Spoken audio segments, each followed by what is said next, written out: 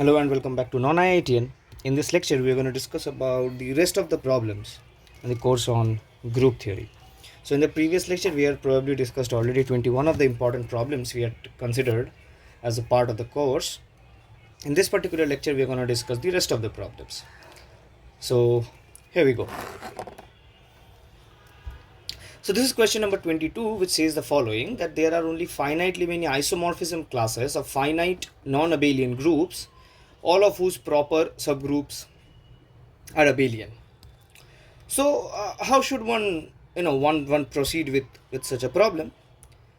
So observe that if you're able to consider a group such that all the subgroups of the group are of order primes, then you are sure about the fact that all the subgroups has to be abelian, right? So, and we also have a group of such an order in mind. For example, suppose G is a group of order PQ where P and Q are distinct primes, right? Then what are the only possibility of the orders of the subgroups of this particular group? They can be possibly of order 1, P, Q, or the whole group.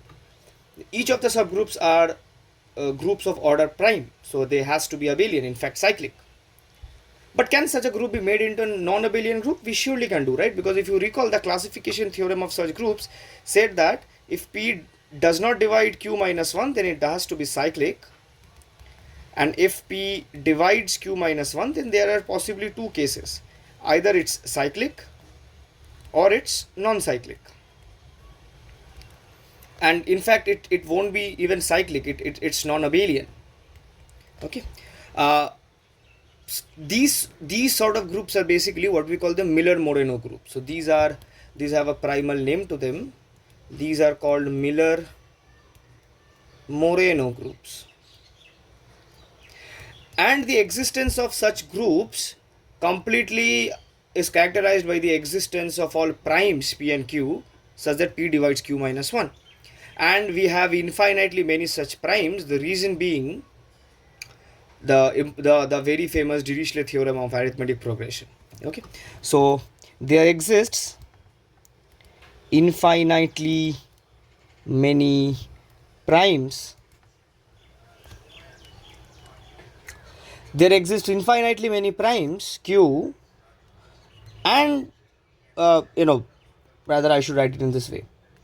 Given P, there exists infinitely many primes Q such that P divides Q minus 1.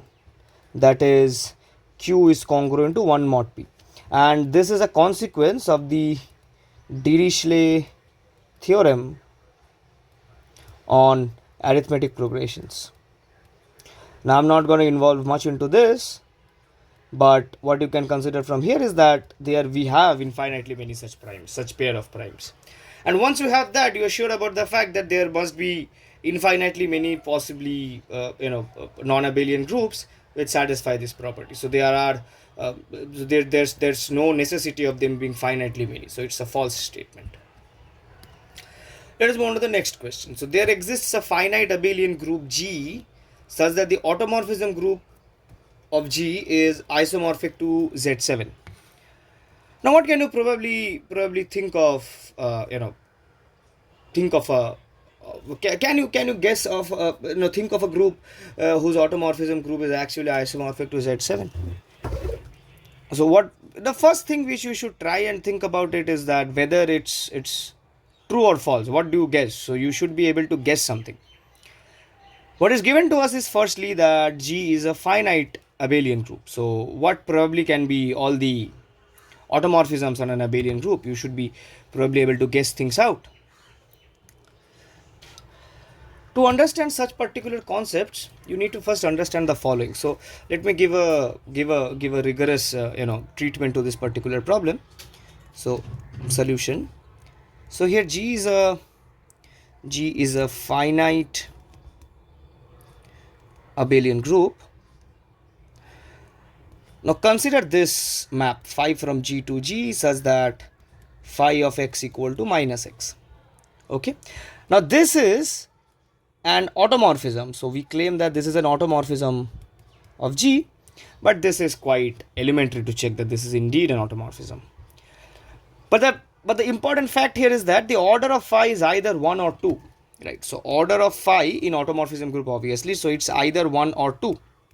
Now if it's 1, what does that mean? So if the order of phi is 1, then that would surely mean that x is equal to minus x for every x in G, which would mean that G has characteristic 2. That is 2 times any element of G will be evaluated to 0 as characteristic 2. So in this particular case, once G has characteristic 2, we call G to be an elementary abelian 2 group. So G is basically it's an elementary 2 group, but since we are given it to be abelian, so G is an elementary abelian 2 group. That is, G is actually isomorphic to a finite direct product of Z2. It's finite because we are dealing with finite groups.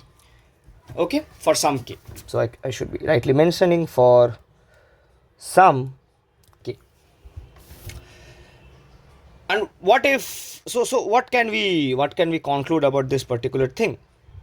Okay, so this is an important fact you should be able to reconsider it at this point, that if G is isomorphic to k direct products of Z2, then the automorphism group of G, which should be obviously isomorphic to the automorphism group of Z2k, this actually comes out to be the collection of all invertible linear transformations in k entries from F2.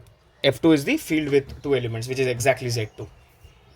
Okay, and the order of this particular group in our case, since whatever k k might be, you'll see that this won't be 7. Once you cross a certain number of k's, you will see that it will obviously keep increasing. For example, you can start working with k equal to 1, k equal to 2, and so forth. So if k equal to 1, then what is the cardinality of automorphism group of G at this point? So it should be, what is the cardinality of GLKF2? So we start with 2 and we I hope this is from elementary linear algebra will be able to come up with this. So let me just write it down here. You can fill in the rest of the proof. So the automorphism or rather cardinality of GLN FP, this comes out to be p to the power n minus 1 times p to the power n minus p, so on and so forth till p to the power n minus p to the power n minus 1. Now what you can do is that you can just put the values k equal to 1, 2, 3, and you will see that it exceeds 7, and the more you increase k now, it will keep on increasing, right? So it will never be equal to 7. Okay, so the only possibility you might be checking is that if the characteristic of G is not 2. But if the characteristic of G is not 2, that is, if we consider the other case, what happens? That means that the order of phi is 2. But that means the automorphism group of G has an element of order 2. But we are given that it has to be isomorphic to Z7, which is odd. So 2 won't divide an odd number, right? So this implies that the cardinality of the automorphism group cannot be equal to any odd number. Therefore, it can never be equal to 7, right? So it's again a false statement. Please go through the proof once more. I hope you will be able to understand it quite clearly. Let us move on to the next question. So let G be a finite group of order 2021 for which of the following positive integers m is the map G to G given by G goes to G to the power m bijection. So I'm just giving this is actually quite easy proof. So the map phi from G to G given by phi of G is equal to G to the power m is a bijection if and only if the GCD of the order of G and m is equal to 1. In fact, this should be 1. Order of G, I just wrote it to be the order of the element. Nevertheless, the order of the group G and M has to be 1. Okay, since we are working over a finite group, so what you can actually check is injectivity. Just check injectivity, that this is necessary and sufficient for the function to be injective. That's all what you want to require. Now again, I used to say this in all the previous lectures. I'm just keep repeating this, that I intentionally leave a lot of gaps in the proof because I want you to complete each of them out. Otherwise you won't be able to learn things out, right? You need to do these sort of problems once you sit in your exams, and for efficient problem solving in your exams you should be able to construct out these solutions once you are in the exam hall itself. So it's quite necessary for you to be able to handle these sort of problems on your own, and that's why I leave a lot of gaps in the proofs. So that's not something I the reason I want you to suffer, but I want you to learn. Nevertheless, so you just need to check that which of these numbers are co-prime to 2021, and probably this is, you can just go through hit and trial, but what I feel is that 45 is co-prime to 2021. Okay,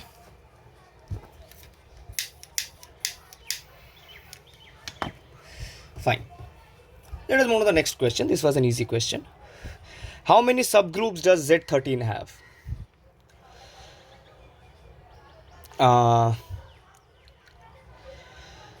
think this is not the correct question to be answered. I think this is probably a wrong question, because this is quite an elementary. The Z13 will only have 2 subgroups, right? So this is a wrong question. The correct question would be how many. So this is basically 2. Okay, so Z13, yeah, now it's fine. Okay, so solution. Now in this problem, what we'll do is that we'll reflect this group theoretic problem to a linear algebraic version, and we'll understand that how we can sort of equivalently relate algebraic problems typically working on group theory to linear algebraic or vector space problems, because a vector space is after all an underlying abelian group, right? And all the subspaces correspond to subgroups, if you have studied vector spaces, which you should have studied obviously. So what we can do is that we view Z mod 13Z square, which I mean which is just Z mod 13Z cross Z mod 13Z as a 2-dimensional vector space over Z13. And what we do is that we just calculate out all the possible subspaces of Z13. Okay, what are the dimensions of the possible dimensions of the subspaces? They can be either 0, 1 or 2. So all we need to calculate is what are the number of 0-dimensional subspace, what are the number of 2-dimensional subspace, and what are the number of 1-dimensional subspace. Now there is obviously only one 2-dimensional subspace, which is Z13 itself.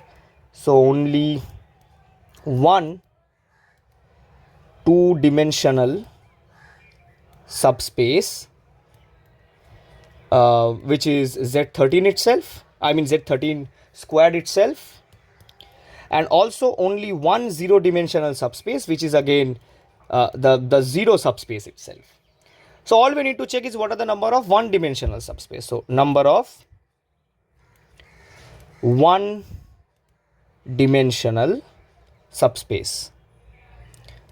Now this will come out to be, so what we are actually checking is number of k-dimensional subspace of a n-dimensional vector space over Fp, and this will actually come out to be p to the power n minus 1, p to the power n minus p, so on and so forth, p to the power n minus p to the power k divided by p to the power k minus 1, so on and so forth till p to the power k minus p to the power k minus 1. Okay, so inferring about this immediately, what do we get? So therefore number of 1-dimensional subspace should be, so what have we have, our prime is 13, so 13 squared minus 1, we need only one dimensional subspace, so we are already there.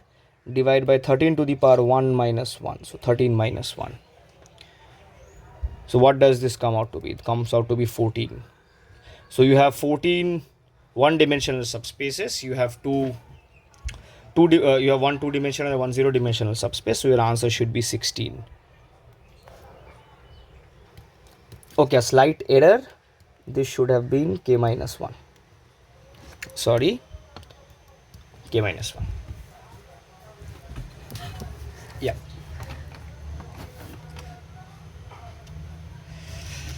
Okay, so these are basically, these are basically called the Gaussian binomial coefficients, and questions from these often comes in in the CSIR NET examination and the IIT JAM examinations, asking about some k-dimensional subspace of an n-dimensional subspace, n-dimensional vector space over finite fields. More primarily, we see such problems in CSIR NET examination. Nevertheless, I hope we understood how to conclude the results of similar problems when we are asked about subgroups. Nevertheless, let us move on to the next question.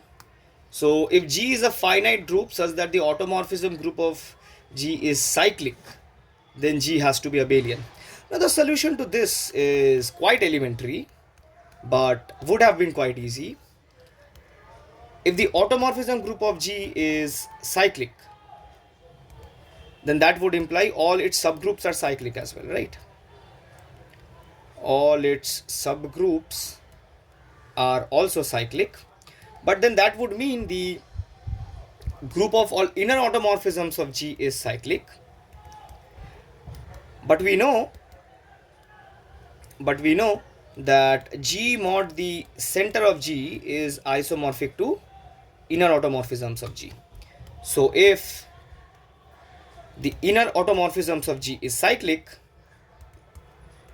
so is G mod the center of G, and we had given as exercise that to show that if G mod the center of G is cyclic, then the group has to be abelian, which implies that G is abelian.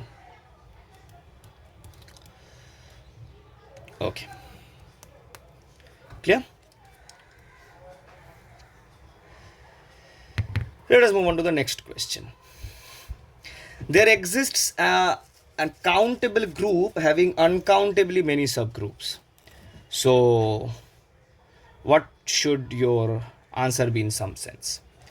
Now there are multiple ways to think about this problem. You can directly think about countable groups, and you can think about what are the possible number of subgroups of it.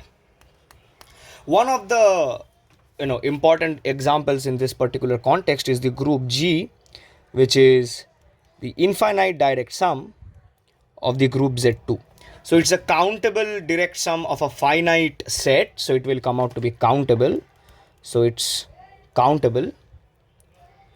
Now what are the elements here? The elements here are basically sequences of elements from Z2. So the elements you can view here as the elements of the form A1, A2 and so on and so forth. These are sequences in some sense, where each AI comes from Z2. Okay. Now the primary thing here is that this is a countably, so it's not even countable. I should have mentioned it's actually countably infinite, which is quite easily observable here.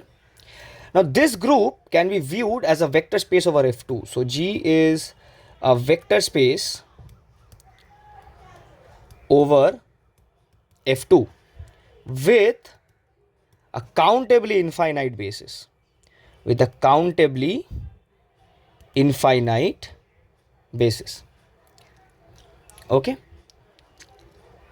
Now the set of all subsets of the basis vectors is also countably infinite. Yeah. So sorry for the break. So G is a vector space over F2 with a countably infinite basis. Now once it's a vector space over F2 with a countably infinite basis, what can you possibly guess about the number of subspaces it can possibly have? So the number of subspaces, they will obviously correspond to the number of subsets of the countably infinite basis, because I can just take hold of the subsets of the countably infinite basis, I span them out, and I'll get the subspaces of this particular group, which is being considered as a vector space over F2. So number of subspace of the countably infinite basis. And what is the cardinality of the power set of a countably infinite set? It's uncountable, right? So the number of subsets of countably infinite set is equal to 2 to the power LF naught, which is uncountable. So you get hold of uncountably many bases, which can generate obviously uncountably many subspaces. So there obviously exist so this group, when being considered as a vector space over F2, it admits uncountably many subspaces and hence uncountably many subgroups. So therefore there obviously exists a countable group which has uncountably many subgroups.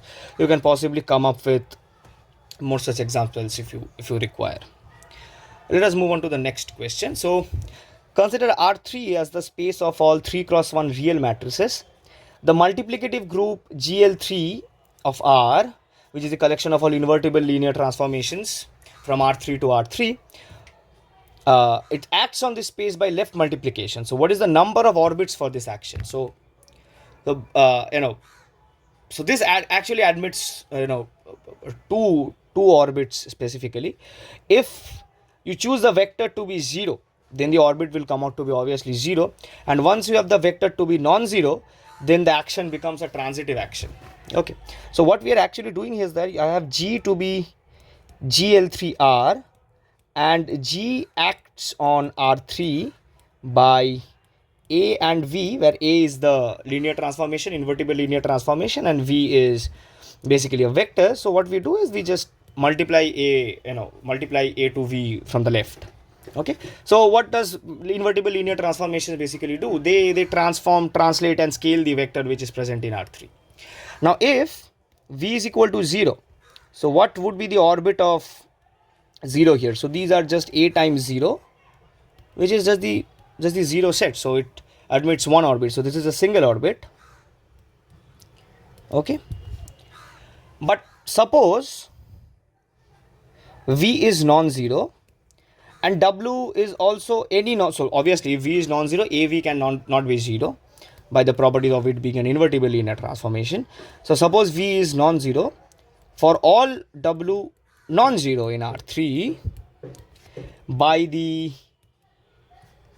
change of basis method, what we can do is that I can write W as a matrix multiplied to V. So this is basically, here A is basically the change of basis matrix.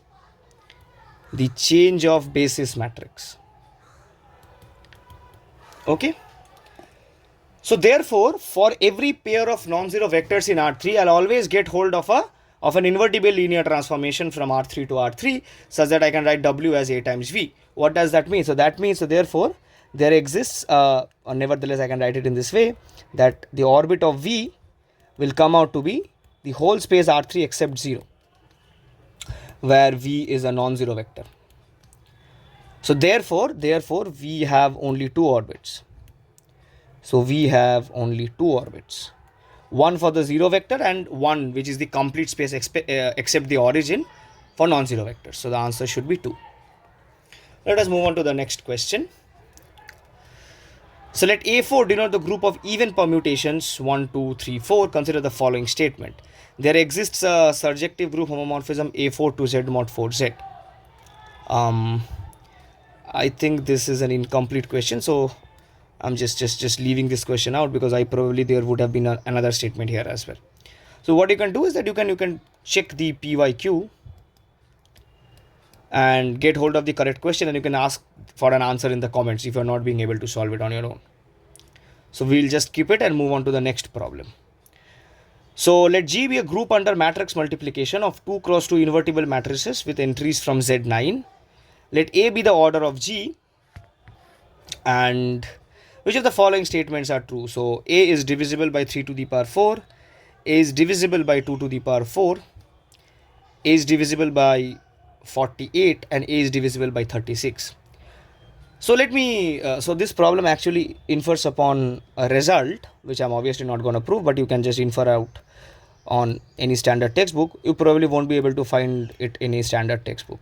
So the cardinality of all the n cross n invertible matrices taking entries from the group Z p to the power k, it actually comes out to be p to the power n squared times k minus 1 into the cardinality of all invertible matrices taking entries from ZP.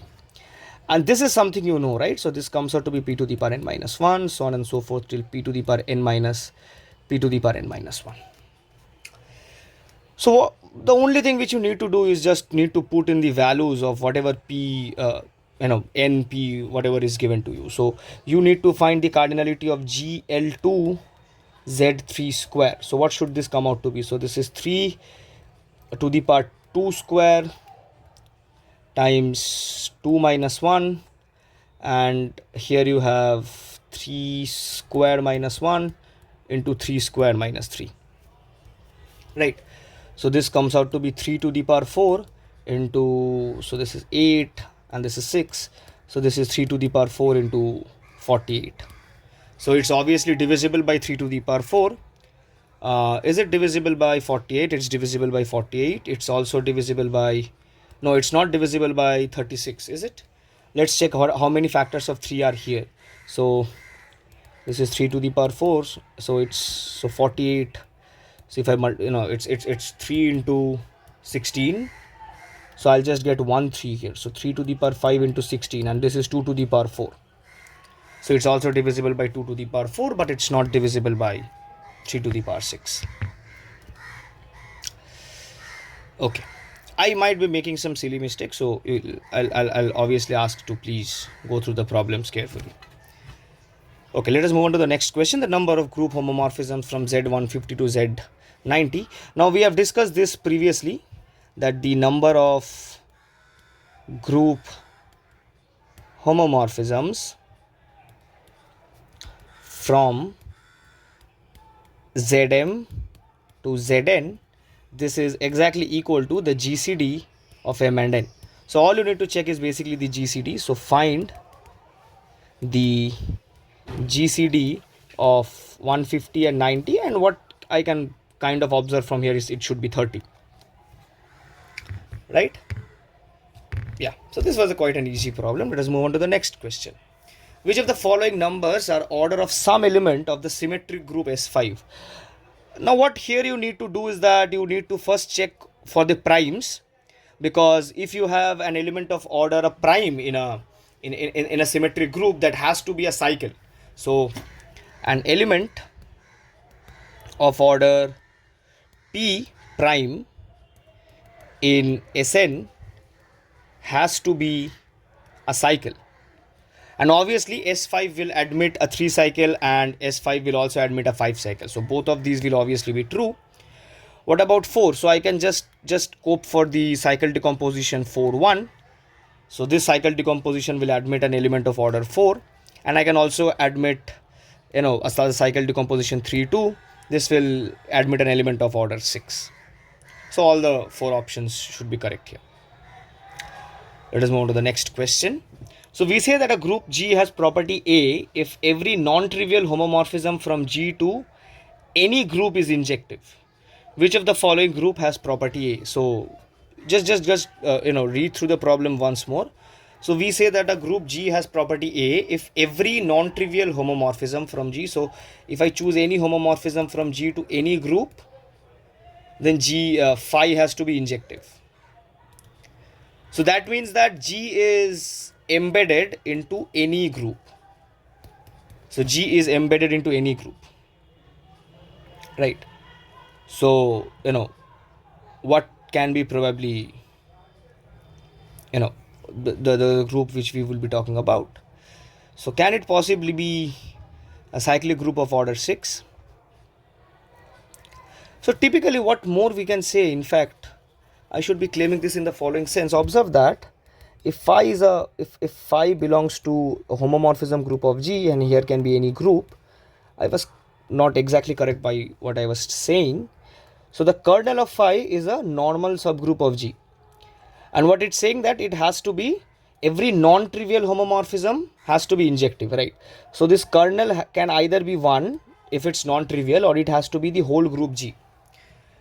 So in some sense, what we can try and do is that we can only try and admit simple groups, because if so yeah, I think I have stumbled upon the problem and now it's correct. So if G is a non-simple group, then there exists a non-trivial normal subgroup H of G. And what does this imply? And this implies that there exists a homomorphism. There exists a homomorphism from G which has H as its kernel. And the homomorphism is basically the natural homomorphism from G to the quotient group. So the only possible case that a group has property A if it's simple, and A5 is the simple group.